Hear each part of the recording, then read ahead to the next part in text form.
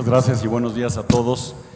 Voy a pasar rápidamente a presentar a nuestro panel, porque la idea de este panel es que nuestros panelistas nos compartan esta trayectoria de negocios y de desarrollos corporativos que estamos experimentando en nuestra República Mexicana y que, bueno, tiene un dinamismo ahora muy diferente a cuando algunos de nosotros empezamos en este negocio. Como se mencionó, Cushman & Wakefield y las empresas comercializadoras y de servicios inmobiliarios llegaron en los principios de los 90s, 91, 92, 93, en esa época, y lo que se ha vivido de esa fecha a hoy es una evolución y una profesionalización de este sector inmobiliario corporativo y de servicios de forma muy representativa. Voy a empezar presentando rápidamente a Pierre Harris. Para los que no conozcan quién es Pierre Harris, tiene ya muchos años aquí en México. Él es originario de Lima, Perú. Tiene más de 14 años en la industria de los bienes raíces. Pierre ha participado en más de 30 proyectos que incluyen proyectos residenciales, de usos mixtos, comerciales, industriales y de oficinas corporativas, con un valor aproximado de 1.5 billones de dólares. Hoy se desempeña como el director de comercialización y de operaciones de Reforma 180. Para los que no sepan cuál es este edificio, es el que está en la intersección de Reforma e Insurgentes, un edificio que ha tenido cualquier cantidad de retos interesantes, pero ahora ya está cristalizado y es un edificio de primerísimo nivel. Les presento también a Alfredo Azali. Nos acompaña Alfredo Azali. Él es actualmente director corporativo de bienes raíces de Grupo Bimbo. Tiene 30 años de experiencia en el sector inmobiliario y tiene un portafolio a su cargo que incluye la responsabilidad de transacciones inmobiliarias, administración de los proyectos inmobiliarios, construcción, administración e instalaciones. Estableció bienes raíces como una nueva dirección dentro del Grupo Bimbo hace 4 años. Nada más para que se den una idea de lo que tiene el señor que administrar, tiene más de 2.500 inmuebles en 22 países. Se podrán imaginar el reto de coordinación y de administración que eso debe de representar. Antes de esto fue director de servicios industriales en Jones Lang LaSalle por 10 años y es director de administración y comercialización en Bimbo Phoenix por 2 años, práctica privada y desarrollo inmobiliario. Es arquitecto de la Universidad de Iberoamericana. Bienvenido, Alfredo. Gracias. Tenemos aquí también a mi izquierda a Juan Bernardo García. Juan Bernardo García es socio de la firma Baker & McKenzie, con más de 20 años de experiencia en el derecho inmobiliario, y lo invitamos porque queremos que nos comparta algunos de los más interesantes retos que ha tenido en esa trayectoria inmobiliaria, sobre todo en la parte corporativa y en el manejo de clientes internacionales. Preside el grupo de práctica inmobiliaria para México y Latinoamérica dentro de la firma y ha sido un reconocido abogado líder en derecho inmobiliario por American Chamber Latin America. Juan Bernardo ha tenido la oportunidad de participar en una amplia gama de proyectos para clientela global, como lo mencioné, regional, nacional, de la firma, representando cuentas corporativas de inmuebles, tanto de la parte de desarrollo, como empresas como GE, Real Estate, Macquarie, Finsa, por mencionar algunas, como usuarios como Uber, Magna, Polaris, Amazon, Motorola, por decir algunos. Bienvenido, Juan Bernardo.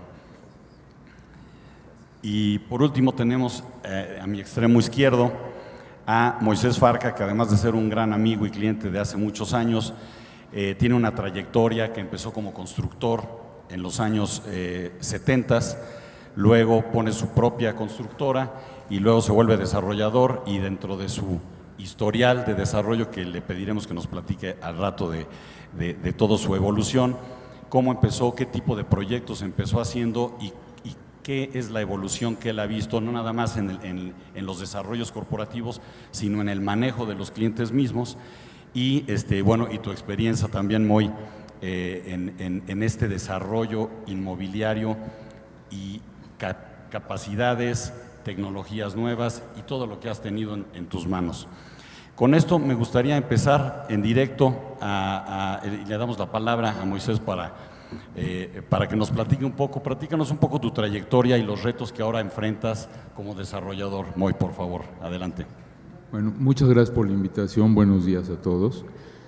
Les quiero comentar, yo soy ingeniero civil de la Universidad Iberoamericana, terminé mi carrera en 1976.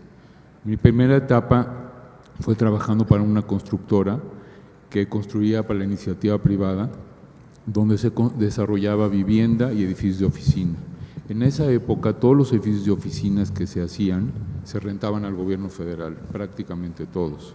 Era un gran reto porque esos edificios, les quiero mencionar que siempre que estábamos casi a la mitad de la construcción, ya estaban rentados y había que correr a terminarlos a una gran velocidad. Además, adquirí mucha experiencia en ese ramo, asimismo por haber prácticamente todos los edificios que se desarrollaban se hacían muchos en el centro de la ciudad, en la colonia Granjas, México, en donde todas las cimentaciones en esa zona de la ciudad son muy complejas. Entonces ahí fue donde yo me involucré muchísimo y adquirí mucha experiencia en este tema.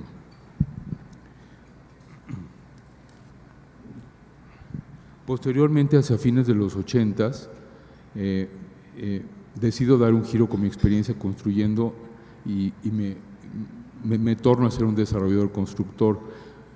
Voy incursionando en desarrollos de oficinas, sector en el cual se visualizaban los edificios que se construían. Si visualizamos los edificios que se construían hace 20 años, hoy son edificios clase B o C. Es decir, no tiene nada que ver lo que hacíamos hace 20 años con lo que hoy en día tenemos que hacer para estar en la vanguardia de los edificios de primer nivel. El reto es haber seguido desarrollando oficinas y crecer con las necesidades tecnológicas del sector demandadas por el crecimiento de la economía. En los últimos 10 años, el sector de oficinas ha crecido a niveles de talla internacional. Los tenants que tenemos hoy en día en la Ciudad de México en particular son tenants de talla internacional, como lo dije, y es un reflejo del crecimiento de la economía en el país. Los usuarios buscan una gran eficiencia de espacios, tener preparados los servicios para una alta densidad de población, con sistemas de aire acondicionado, sistemas de elevadores, sistemas de nivel de tecnología del más alto nivel. Hoy en día la mayor parte de las empresas, si no es que todos de talla internacional, quieren estar en edificios con certificación LEED, ya que prácticamente estas empresas también buscan la certificación LEED de sus interiores, y si uno no tiene la certificación LEED de lo que es el share and core del edificio, muy difícilmente pueden lograr la certificación de interiores. Oye, nada más como pregunta, Moy, ¿qué porcentaje más o menos hoy en tus corporativos son empresas internacionales y cuántas nacionales? Más o menos. Yo pienso que un 50% son empresas de nivel internacional. Bueno, hay muchas empresas nacionales, pero que son, te voy a poner, empresas de seguros que se han desarrollado en forma importante en el país, pero que vienen asociadas con empresas de nivel internacional y que siempre buscan una alta eficiencia. Ya no se conforman con estar en edificios clase B o C, siempre están en los edificios de primer nivel. Hoy en día es muy importante, cuando uno desarrolla su proyecto, cuidar mucho todos los sistemas de aire acondicionado, el tráfico de elevadores, buen estacionamiento, buen estacionamiento de visitas, darles lo mejor a tus inquilinos, obviamente.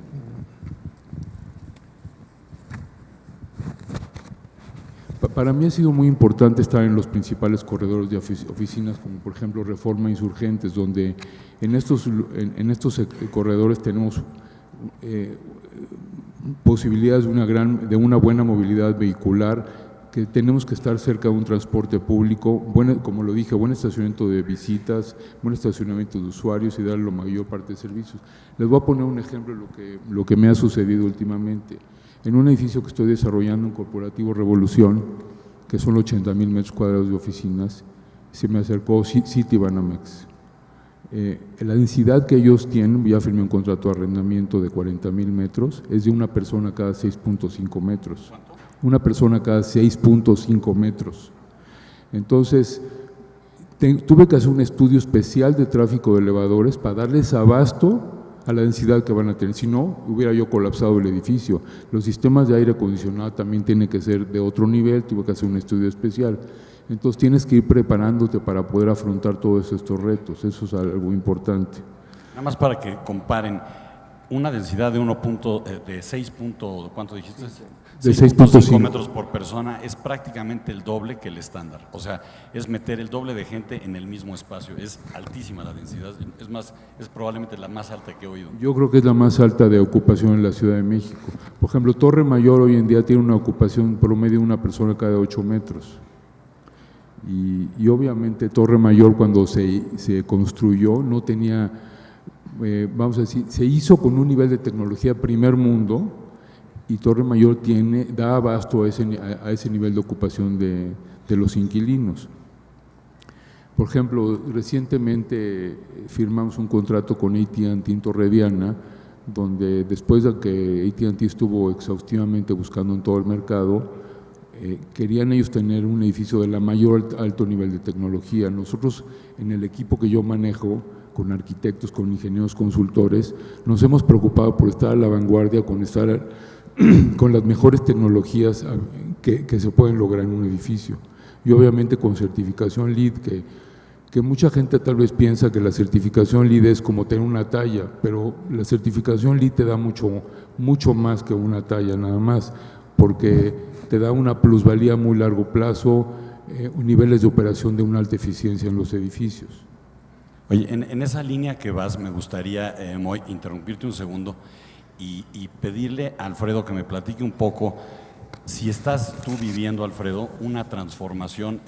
Sé que recientemente has formado este equipo de profesionales dentro de Bimbo para el manejo de este portafolio tan importante que tiene Bimbo a nivel mundial, México y mundial obviamente, pero esto que está diciendo Moy, sobre todo de las densidades, nosotros nos ha tocado también ver esta transformación y muchos edificios y muchos inmuebles no estaban preparados ni diseñados para lo que ahora la gente está pidiendo. ¿Qué estás haciendo? ¿Te estás reconformando? No, es ¿Te que estás reinventando? es porque, aprovechando lo que decía Moisés, recordé un proyecto que acabamos de concluir, que fue el llevar 400 colaboradores al edificio adyacente a nuestro corporativo de Santa Fe. Y la densidad que nosotros logramos por el diseño y por un cambio cultural que era abrir los privados, dejar el número indispensable de privados o salas de juntas y lo demás en áreas abiertas o áreas informales de reunión y de trabajo, nos llevó a 7.5. Entonces, estaba comparando precisamente por eso me reía, porque el estándar que tenemos en el edificio corporativo es cercano a 9. Nosotros creíamos que era un gran paso, pero si me dices 6.5 de nuestros vecinos de Banamex también, entonces dije, bueno, hay algo más por hacer, pero es cierto que los edificios no están diseñados para eso, ¿no? Y bueno, y sobre el reto que me comentas, pues sí, hoy podemos hablar de densidades y podemos hablar de varios indicadores dentro del Grupo Bimbo, pero como le pasó a muchas empresas, los temas inmobiliarios fueron un accidente de su crecimiento. Yo tengo la fortuna de haber formado este grupo y de haber estructurado y contratado servicios profesionales con gente como tú, pero eso no era lo normal. Y también eché la mente hacia atrás cuando hablas de los 90s o los 2000s o de todo, cómo ha evolucionado todo esto. Entonces digo, esto lo comento dando un poco de contexto a lo que está comentando Moisés. Y gracias. Muchas gracias, Alfredo. Y sí, lo hemos estado nosotros viendo también, que no les conviene tampoco a los desarrolladores y a los desarrollos, y sobre todo si vas a tener tú inquilinos tan densamente ocupados, pueden inclusive, puede llegar el caso a que una gente no quiere estar en ese edificio porque sabe la saturación, o a menos que lo hayas diseñado y digas en los primeros 4 o 5 pisos voy a poner esa alta densidad y en los pisos del 6 al 12 o al 15 voy a meter otro tipo de densidad. Es un reto, y creo que sí, tanto nosotros como comercializadores, ustedes como usuarios y ustedes como desarrolladores, hay que tener el cuidado de llegar al máximo posible sin afectar la operación de los mismos. Bueno, algo muy importante lo que acabas de decir es que si no estás preparado tecnológicamente con servicios para afrontar densidades importantes, el edificio se colapsa. Me refiero, se colapsa en aire acondicionado, elevadores, los tiempos de espera van a ser catastróficos y a la larga tu inquilino se acaba yendo. Y curiosamente, yo les puedo decir del lado del usuario, del lado de Alfredo y de muchos otros usuarios, pues ven el costo, dicen, yo voy a tratar de meter el mayor número de gentes porque entonces mi costo por persona baja. Y todo el mundo está buscando pues, ahorros y eficiencias en el uso de espacio y en el costo, ¿no? No, y hay frenos que también, o no frenos, restricciones que nacen también de la cultura de las empresas. Vamos, va a haber empresas que te van a decir, yo puedo llegar hasta aquí. Hay una balanza, hay un juego de equilibrios en el tratar de llegar a eso, Víctor. Correcto. ¿No? Y en el tema, aquí me gustaría que nos comentara un poco también del lado del desarrollo y de la administración de inmuebles, un poco, Pierre, de lo que te está sucediendo ahora con este reto tan importante de un edificio tan emblemático en nuestra ciudad y pues tu trayectoria, ¿qué has experimentado en este mercado mexicano en tus 15, 16 años que llevas con este sector? Como decía Moisés de nuevo,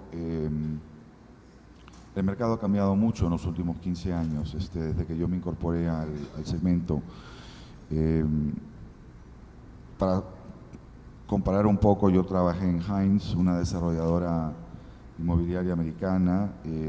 Hicimos un proyecto en Reforma, Reforma 350. El proyecto originalmente se llamaba Torre del Ángel. Es un proyecto originalmente rescatado del IPAB, un edificio construido, por ejemplo, en el año 81 que se rediseñó con una fachada de Robert Stern. Es un proyecto que se rehizo entre el 99 y el 2002 y es un proyecto que en su momento era un proyecto icónico en México. Es la foto que salía en todas las publicaciones inmobiliarias, una foto tomada desde María Isabel Sheraton con el Ángel de la Independencia y la fachada azul ondulada del edificio. Por supuesto que es un proyecto que en su momento era muy progresivo, es un proyecto con muchísima visión en aquel momento y que apostaba a la renovación del corredor de Reforma. Era un proyecto que se desarrolló con 10 años de adelanto al resto del mercado. Es un proyecto que en su momento fue sumamente exitoso comercialmente, que comandaba las mejores rentas en el corredor de Reforma, pero que hoy en día es un proyecto que sencillamente ya no cumple con las necesidades del mercado. La planta no es lo suficientemente grande, la relación de factor de eficiencia no es la adecuada para hoy en día. Los sistemas de transporte vertical no permiten densidades como las que se exigen el día de hoy. El estacionamiento es disfuncional de acuerdo a los estándares del día de hoy. Entonces, sí, el mercado ha cambiado mucho, pero pues así es. Los proyectos hoy en día se tienen que diseñar alrededor de las necesidades de los usuarios hoy en día, ¿no? ¿Y has visto esa transformación? Por ejemplo, te tocó obviamente cuando estabas en Hines la comercialización y el mantenimiento de la administración de un edificio que era reconvertido, que era el de Reforma. ¿Dónde está el Ángel? Y ahora sigues has sido consistente en la zona, porque ahora estás en Reforma, pero un poco más arriba. ¿Estarías de acuerdo con lo que mucha gente dice? ¿Por qué estando en un mismo corredor puede haber una variación tan importante de precios? ¿Por qué? Porque es un edificio que se quedó atrás, es un edificio que ha requerido remodelarse y no se ha hecho, o ponerse a la vanguardia con tecnologías, o simplemente ya no se puede transformar un edificio de cierto número de años contra los nuevos que vienen con mucho más diseño, mucho más servicios, como lo comentaba Moy.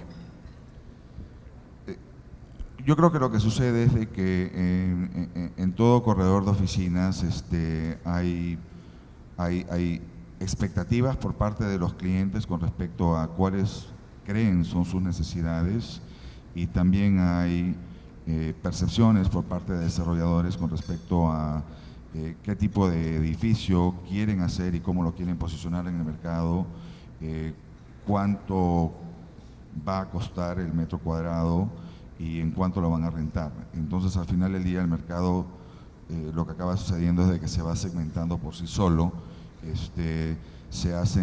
No hay tal cosa como un cliente que sepa exactamente lo que quiere y que encuentre exactamente ese edificio. Eso no es posible.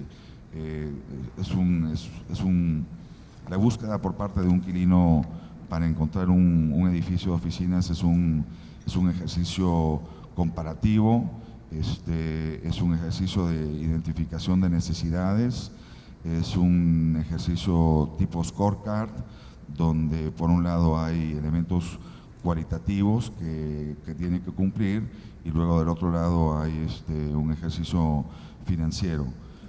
Entonces, al final del día, tenemos distintos edificios en un mismo corredor que cumplen con las necesidades de distintos clientes y sus expectativas financieras.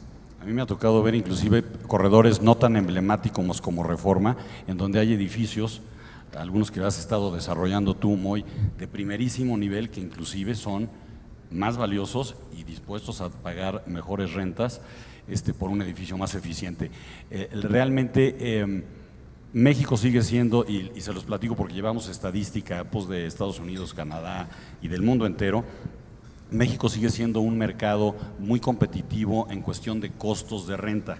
Aunque estemos llegando a los 30, 35, 40 dólares, sigue siendo un precio muy competitivo con productos que compiten contra cualquier otro edificio de muchos países de primer nivel. Entonces, realmente seguimos teniendo una muy buena oportunidad de crecimiento. Aquí me pasaron una pregunta que me da la oportunidad de hacérsela a Juan, porque, bueno, a Juan y a Alfredo, que vienen mucho, y que era la entrada que quería yo que nos dieras. Dice, ¿qué riesgo y qué porcentaje de problemas genera la centralización como usuario global, que sería tu caso? ¿Dónde y cómo impactan las diferencias culturales y de idioma en esta centralización y en este manejo jurídico que a ti te ha tocado ver de un montón de clientes? Si quieres, empieza tú, Alfredo, y luego le damos la palabra. Bueno, gracias. A ver, la pregunta, si lo entiendo bien, es ¿cuál es el riesgo de la centralización de la actividad inmobiliaria de un gran grupo, vamos a pensar? Miren,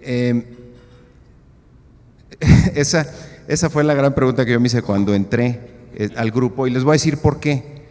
Porque si tú piensas en 2.500 inmuebles repartidos en 22 países, propios son más de 160, predominantemente plantas.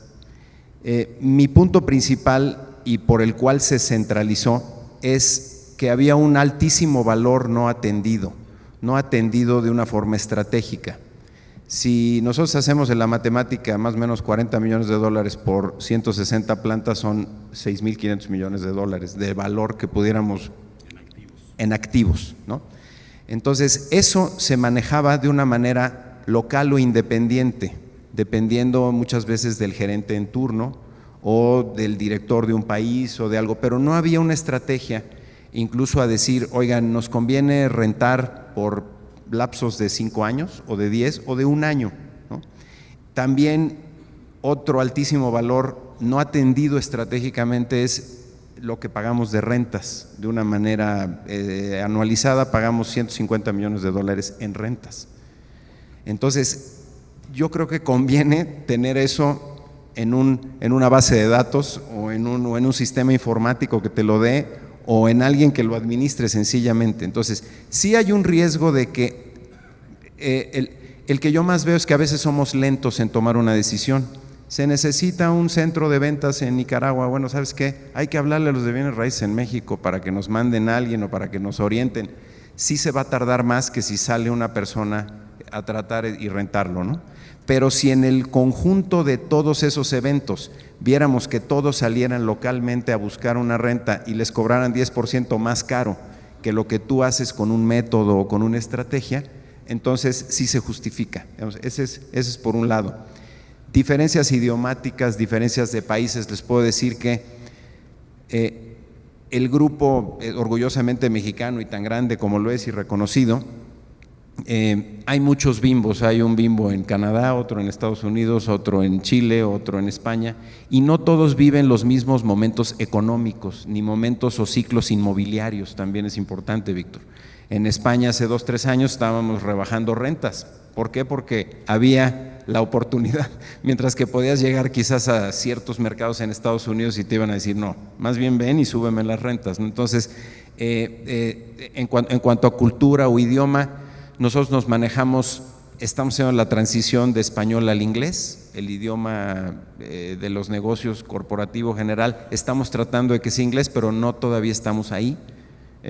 Y bueno, es lo que les podría comentar y paso la palabra a Juan. Gracias, Alfredo. Sí, porque y viene mucho a colación esto, porque platicando hace ratito con Juan, me platicaba todas sus particularidades que has tenido que sortear cuando tienes clientela internacional tratando de adaptarse a una cultura nacional, ¿no?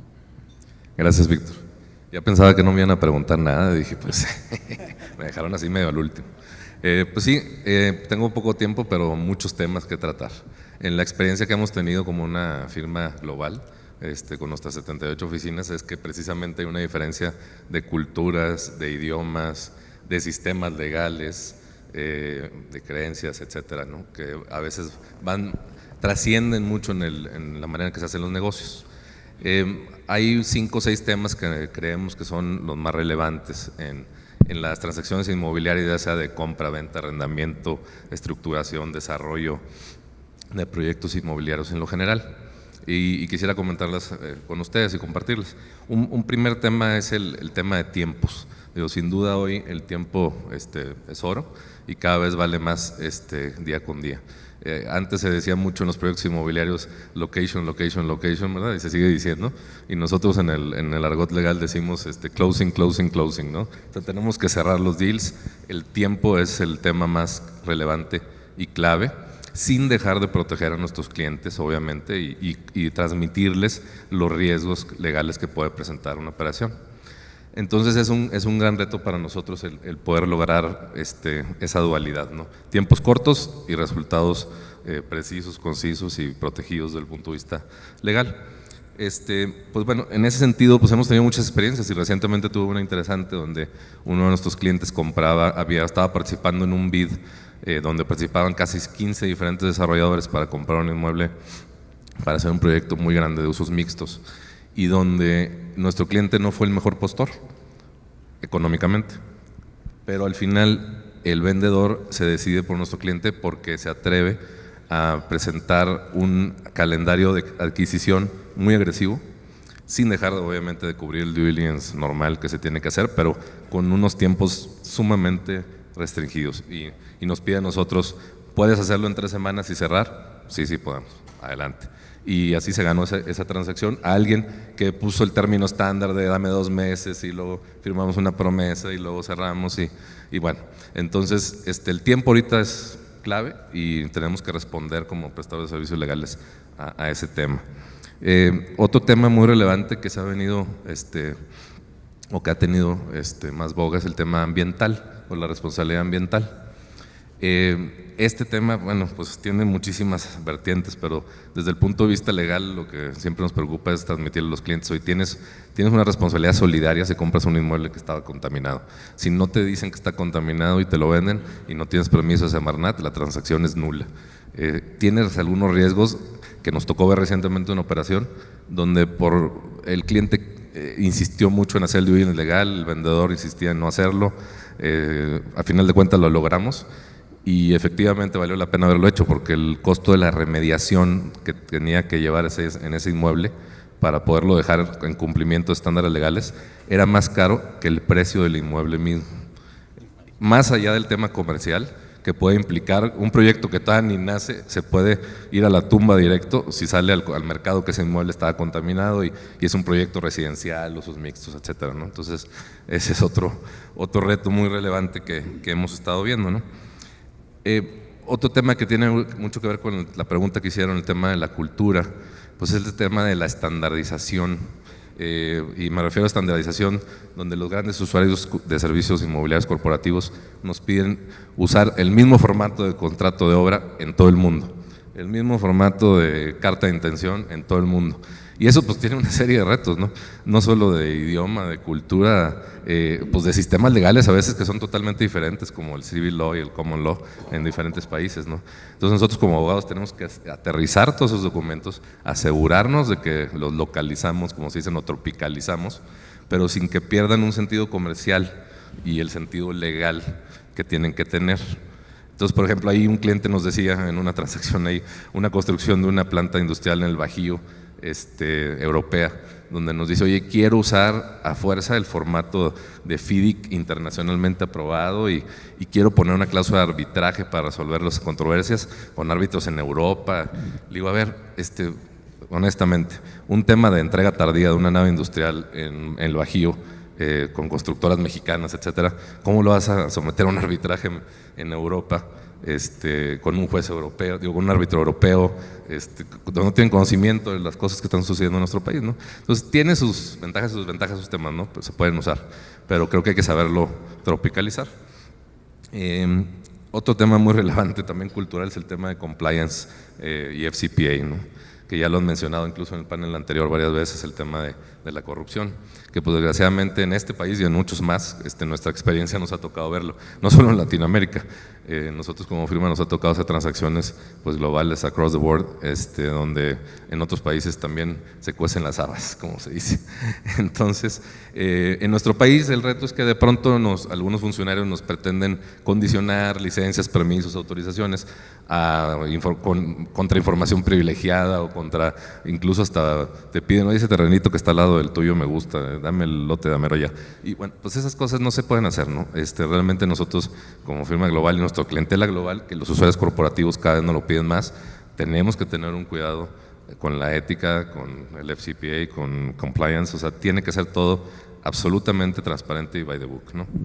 En el tema de transacciones globales y portafolios globales, particularmente nos ha tocado ver que, por poner un ejemplo, culturas que son muy diferentes como los japoneses, que ahora están entrando mucho al país con inversión extranjera, toda la industria automotriz, etcétera, donde uno cree que puede cerrar con ellos una transacción en un mes, como normalmente lo harías, un mes y medio, y no. La cultura de ellos y el organigrama que tienen y el nivel de análisis que tienen que llevar y la traducción hacia arriba y hacia abajo de documentos de español, inglés a japonés y viceversa, pues nos lleva a veces a cerrar transacciones en 6, 7, 8 meses. Y los desarrolladores mexicanos o institucionales están desesperados, ¿no? ¿Qué está pasando? ¿Por qué se está tardando tanto esto, no? Y así es. Nosotros incluso nos dimos a la tarea de contratar abogados japoneses que tienen nacionalidad japonesa, mexicana y americana para que hablen los 3 idiomas y las 3 culturas y tratar de sobrellevar, por ejemplo, un tema como ese. Ya para terminar, porque ya me lleva mucho tiempo, pero ya a lo mejor no vuelvo a participar. Pues creo que la misión del abogado aquí realmente es no solo identificar problemas, sino traer a la mesa las soluciones, ¿no? Y creo que ese es el mayor reto que tenemos hoy con nuestra clientela global corporativa. Y por ejemplo, por ponernos un ejemplo de algo que hicimos, oye, nos toca tratar con un gobierno extranjero donde pretende establecer misiones consulares en México y donde se topa con la famosa cláusula Calvo, esa que dice en la Constitución que a la hora de comprar ese inmueble se convierte para todos los efectos en mexicano y renuncia al derecho de solicitar la protección de su país. Como podrán comprender, pues un gobierno extranjero no puede vulnerar sus derechos de poder proteger que el sitio de su consulado, embajada, etcétera, pues sea tierra extranjera, ¿no? Del país de donde vienen, por una serie de razones. Entonces, en ese caso tuvimos que ser creativos, incluso hasta llevar al tema a celebrar un arrendamiento de 20 años, prorrogable por otros 20, hasta llegar a 120, con una serie de retos, porque eso tiene un tema ahí de tema legal interesante, de la validez de eso, pero además llegar a modificar la ley de inversión extranjera y su reglamento, lo cual fue una labor titánica, como se podrán imaginar, para permitir que cualquier misión extranjera pueda en México adquirir inmuebles sin sujetarse a la cláusula Calvo vía un fideicomiso mexicano. Entonces, con eso le dimos la vuelta y bueno, hoy este cliente, este país y cualquier otro país tiene esa ventaja ya abierta, pues gracias al trabajo de un muy buen equipo que estuvimos involucrados, ¿no? Entonces, hay muchos retos y hay muchas cosas por ahí. Con lo que estás comentando, Juan, todos los jugadores que ven aquí han tenido la experiencia, sin duda, de tratar con clientela internacional y nos hemos ido adaptando estos últimos 15, 20 años a tratar de hacerlo cada vez mejor y a tratar de estandarizar lo estandarizable.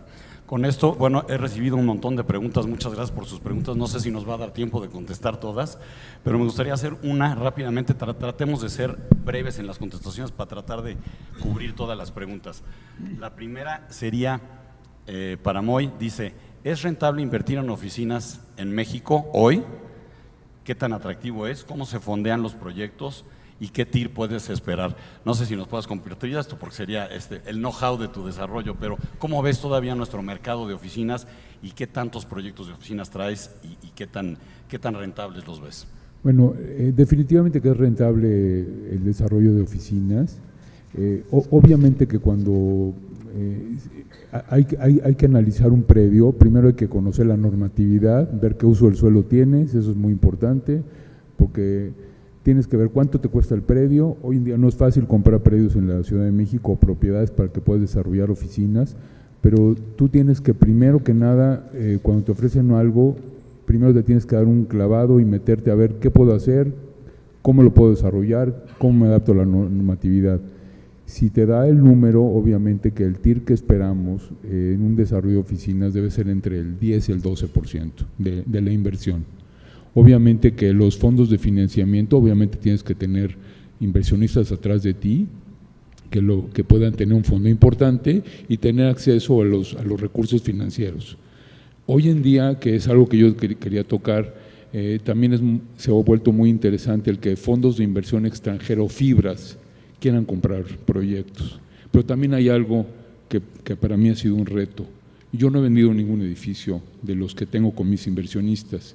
Motivo, la verdad, nos gusta tener nuestros tabiques, nos gusta guardar nuestros tabiques, esa es la conclusión, y pensamos que lo que hoy vendes en un precio, mañana va a valer mucho más, pero también es una forma interesante de hacerte capitalizar al capitalizar vendiendo a fondos de inversiones, pero también me ha sucedido que he estado en mesas para cerrar tratos y me pregunta el tenant, ¿vas a vender tu edificio a una fibra o a un fondo? Porque si no, no te rento. Es un tema delicado, pero yo lo que digo es, se puede armar un instrumento donde tú puedas vender una parte, capitalizar una parte para seguir creciendo, pero hay que seguir, es importante que uno siga manteniendo y operando los edificios. De acuerdo. Muchas gracias, Moy. Aquí hay otra pregunta interesante. Dice, Reforma es una arteria principal muy bien cotizada. ¿Cuál debería de ser el valor de compra de la tierra para que la construcción del edificio sea rentable y se prefiera alquilar en lugar de venderlo? Esta es una pregunta curiosa, pero lo cierto es que hemos visto ese corredor, sin duda, se han vendido los terrenos más caros de toda nuestra República Mexicana, han llegado a precios de arriba de los $20,000 por metro cuadrado, y esto porque hemos estado involucrados en algunas operaciones, y evidentemente entre más se encarece esto y entre los edificios más caros salen porque traen insumos internacionales también en dólares y todo esto sube, llegan momentos en que realmente las rentas no pueden bajar de cierto nivel porque dejaría de ser rentable ese desarrollo. Entonces ahí hay que hacer muy cuidadosamente el análisis de qué estás pagando, qué vas a poder desarrollar y qué producto quieres sacar al mercado, ¿no? Aquí hay otra pregunta que decía, desde el lado, bueno, creo que esta sí me toca, desde el lado de las consultoras inmobiliarias, ¿cuál es el reto para proporcionar el servicio que el cliente espera? Por ejemplo, lo pongo de ejemplo, que lo platicábamos Alfredo y yo en alguna ocasión, evidentemente no hay nadie, ni Bimbo, ni Cushman & Wakefield, ni nadie que sea internacional, como lo son ustedes como usuarios o nosotros como consultores, que te pueda dar un excelente servicio en el 100% de los países del mundo. obviamente sería el sueño de cualquiera, pero también hay rentabilidades. Si tú tienes mercados pequeños, poco desarrollados, no puedes meter una infraestructura porque rentablemente no te hace sentido. Lo que tratamos de hacer es ser como consultores, muy éticos y muy transparentes con nuestros clientes y decirle, oye, de los 22 países en los que estás, te puedo atender en estos 14 muy bien, y en estos otros 6 o 7 creo que podríamos conseguirte una persona local que yo te puedo supervisar, pero yo no tengo a la gente humana. Entonces yo creo que la apertura, estarás de acuerdo conmigo, Alfredo, la apertura que un consultor puede tener con sus clientes, pues tiene que ser absoluta y decir, oye, tengo fuerza aquí y no tengo fuerza acá. Fíjate que me gustaría complementar sobre esto que dices, Víctor, y era algo de lo que había preparado un poco en lo que habíamos comentado como el tema de la plática de hoy. Y acabas de tocar un punto. Cuando un usuario de la magnitud como somos nosotros necesita servicios, y estoy hablando de muchos servicios jurídicos pueden ser, ¿no? Asesoría a nuestro propio jurídico interno en ciertas operaciones, transacciones. Te puedo decir que en ese caso nos vamos a casos específicos. Mucho se hace in-house, pero se requiere para ciertas transacciones o ciertas particularidades un servicio especializado. Pero en temas inmobiliarios, digamos, más de mainstream están valuaciones, está apoyo en intermediación en transacciones, está project management de proyecto y construcción y está facilities. Y lo dijiste muy bien, ninguna de las empresas te puede dar el servicio completo en todos los países y perfecto. Es un poco o un mucho de la transparencia con lo que se haga y de la confianza que existe con tu punto de contacto. Nuestra experiencia ha sido de que hacemos unos contratos marco de servicios generales y hay una confianza y hay un punto de contacto, y se los voy a decir en México y en español, que luego lo vas exportando a los distintos operadores de tus temas inmobiliarios a otros países. Y ellos poco a poco van ganando confianza y en algún país hay más confianza con un consultor, en otra con otro, que también tiene que ver con las capacidades de dicho consultor en ese país.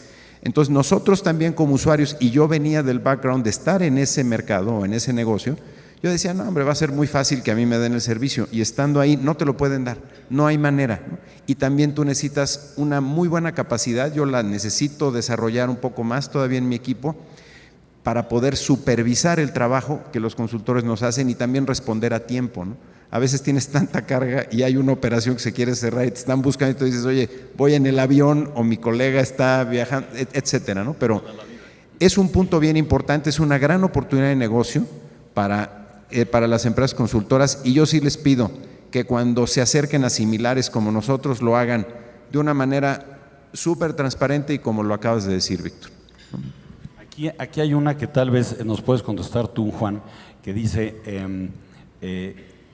¿qué tanto has estado invirtiendo? Ya nos platicaste el ejemplo de la remediación que resultó que era más cara que el valor mismo del inmueble, y hemos visto 2 o 3 de de esos ejemplos. Dice aquí, como líderes en el segmento inmobiliario, ¿qué han invertido en certificación LEED? En inmuebles inteligentes y sustentables. En México en 2015, ¿han visto alguna optimización de su operación?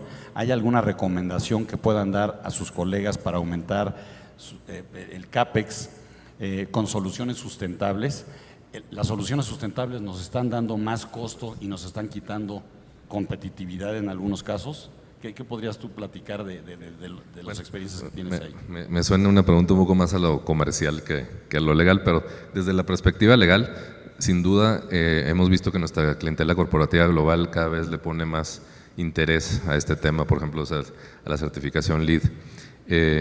Incluso nuestros clientes mismos nos piden o nos preguntan, oye, ustedes como firma Baker McKenzie, ¿tienen sus oficinas, están certificadas LEED? Y les interesa como parte incluso hasta de los pitches que hacemos de propuestas de servicios, nos dicen, oye, quiero saber cómo estás en el tema de sustentabilidad, cómo estás en el tema de lo que es responsabilidad corporativa, responsabilidad social corporativa, etcétera. Y ese sí es un tema ya que ha tomado relevancia. Sin duda tiene un costo mayor. Nosotros nos acabamos de cambiar aquí a un nuevo edificio aquí en DF y bueno, tiene esa certificación y fue algo importante para nosotros y para la firma global, al igual que para nuestra clientela. Entonces yo creo que sí tiene una incidencia, una relevancia, no obstante la diferencia en costo para el usuario final, para nuestra clientela, pero creo que vale la pena perseguir para este tipo de ustedes, proyectos. Déjame nada más preguntarle rápido a Pierre. Para ustedes, Pierre, creo que no fue ni siquiera una puesta en duda si Reforma 180 tenía o no tenía que ser certificado LEED. Creo que no lo pusieron ni en duda.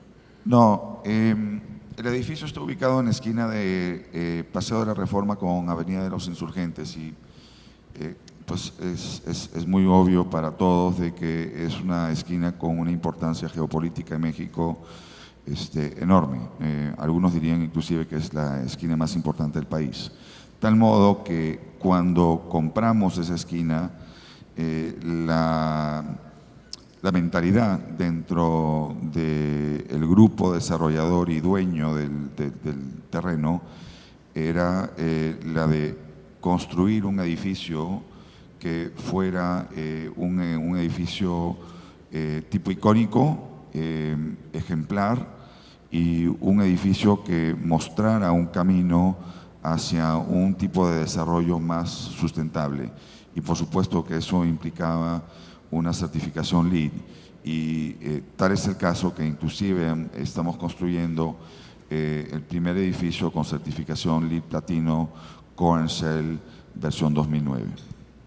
Gracias. Para nosotros, desde el punto de vista del usuario, sucedió un fenómeno interesante. Por convicción y por cultura de la empresa, nosotros hacíamos ya iniciativas de respeto al medio ambiente y de sustentabilidad. Todos nuestros centros de ventas, todo el agua de lluvia es recuperable, todo el agua con el que lavamos los vehículos se recicla, incluso se utiliza más de 60 veces. El agua con la que, si ven de repente que le están dando un manguerazo a una camionetita de Bimbo, esa agua se está reutilizando de una manera muy importante. Participamos en un parque eólico de generación de energía eólica y esa está conectada y según nuestros cálculos y los de la CFE, toda la energía eléctrica que usamos en México es equiparable a la que se produce en el parque. Entonces, teniendo ese punto de partida, para nosotros la certificación LEED, cuando le entramos a ciertos edificios vimos que muchas de las cosas que hacíamos nos daban los puntos necesarios para certificar plata o para certificar básico. De hecho, estamos en un gran proyecto, un centro de distribución que vamos a certificar, estamos viendo en la frontera entre oro y plata. En Colombia acabamos de certificar es un centro de distribución en plata y hay plantas en Estados Unidos y en Sudamérica ya certificadas. El siguiente paso será a oficinas o a otro tipo de inmuebles que tenemos, pero para nosotros fue fácil y hay un indicador importante, Víctor. El cálculo que hemos hecho en sobrecosto de construcción en nuestro tipo de edificios no pasa del 2,5 al 3% del costo total, el lograr la certificación. Y los ahorros se pagan en tiempos muy cortos de menos de 2 a 3 años, todos los ahorros por lámparas LED o por menor consumo y demás, ¿no? Muchísimas gracias. Aquí me sale que ya se me acabó el tiempo, no sé si queda tiempo para una pregunta a los organizadores. ¿Una más? Ok. Esta está interesante, a ver qué nos puedes comentar de esta, Moy. Dice, ¿qué propuesta hay en el mercado para back office, tanto en zonas secundarias como en arquitectura e ingeniería? Tú, no sé si te hayas metido al back office, bueno, has hecho proyectos de más bajo costo, pero corporativos de muy alto costo y de muy alta calidad. ¿Qué opinión te merece el tema de back office y si ves oportunidades en ese sector? Bueno, definitivamente que hay oportunidades, pero también hay que tomar en cuenta algo que hoy en día hay una gran cantidad de desarrollos de oficinas en la Ciudad de México y muchos desarrollos de oficinas en buenos sectores se pueden volver back office, donde puedes ofrecer, si tú logras una eficiencia en tu costo desde la adquisición del predio, el desarrollo, puedes afrontar valores de back office. Eso es un reto muy interesante, que no necesariamente te tienes que ir a regiones fuera, vamos a decir, en los alrededores de la ciudad, donde la tierra te cueste más barata para poder enfrentar precios de back office. Sí, pero la transportación de toda tu gente. Eso es otro reto, porque claro. si una empresa ve que no tiene buen sistema de transporte público, no se van a ir a tu back office. Eso es un reto muy interesante donde se puede desarrollar dentro de la misma ciudad, en la zona urbana, tratando de lograr la mayor densidad posible. O buscando en un momento dado también sistemas alternativos, si es que la ley y la normatividad te permite, buscando, por ejemplo, alternativas como comprar densidad de la ciudad. Hay sistemas donde tú puedes llegar a adquirir a través del sistema de transferencia potencial compra de densidades, siempre y cuando se te permitan los programas delegacionales. Entonces puedes enfrentar los precios de back office. Por favor. Nada más complementando un poco lo que comenta Moy. Hemos visto nosotros también en una tendencia en el mercado de lo que se llaman los data centers, ¿no? que es un tipo de back office, si lo quieres ver así, que tiene sus peculiaridades legales, implicaciones comerciales y demás. Y creo que ese también es un área de oportunidad interesante. Nosotros también ya nos metimos en esa área y contratamos un experto en data centers, aunque es un pequeño porcentaje de lo que se renta en el mundo de espacio. Es un espacio muy relevante con muchas intricacies. O sea, la renta no es por metro cuadrado, sino es por kilowatt hora de consumo de energía. Tiene que tener los servicios públicos y toda la infraestructura de aire acondicionado, de flujos de agua, etcétera, al 100% para dar batería a los servidores. Pues de todas estas empresas nuevas de IT que están fluyendo por todas partes del mundo. Y pues obviamente van a buscar mercados como el nuestro, donde el espacio les pueda hacer un poco más rentable su operación, y creo que hay que estar preparados para esta nueva tendencia donde no vamos a tener personas sino servidores adentro de las propiedades. Ya nada más para finalizar, quiero hacer un comentario. Bueno, antes que nada, me encantaría agradecerle a este panel y bueno, que los conozcan, que se acerquen a ellos. Muchísimas gracias por todas las participaciones de ustedes, muy interesantes. Creo que nos ha dejado muy buena práctica este panel. Y algunas de las preguntas ya no las voy a leer, pero algunas de las preguntas nos hablan de especialización. Lo que les puedo decir en general, especialización en la parte corporativa, especialización en la parte industrial, sin duda en especialización en los seguros inmobiliarios, especialización en la práctica legal inmobiliaria. Sin duda estamos ya en un punto, se los digo porque me tocó desde que empezamos Cushman & Wakefield en 1992 a la fecha, que son ya 23 años, el cambio y la especialización en los diferentes productos inmobiliarios ya está aquí. Y hay gente que verdaderamente se han vuelto expertos en temas que les recomiendo a ustedes, tanto usuarios, desarrolladores, asesores, sí se especialicen y sí se metan y tengan el tiempo de hacerlo, de revisarlo y de tratar de conseguir a gente especializada en cada tema. El tema de los seguros es todo un tema, alguien lo preguntó en una de las preguntas, el tema, insisto, jurídico y que haya compliance con las empresas que estás sirviendo. Y tú, Alfredo, también que tienes muchos países de frente, pues necesitas asesores y especialistas locales y asesores y especialistas generales y sobre todo en México, ¿no? Con eso daríamos por cerrado el panel y no me queda nada más que agradecer y por favor un fuerte aplauso a este panel. Gracias.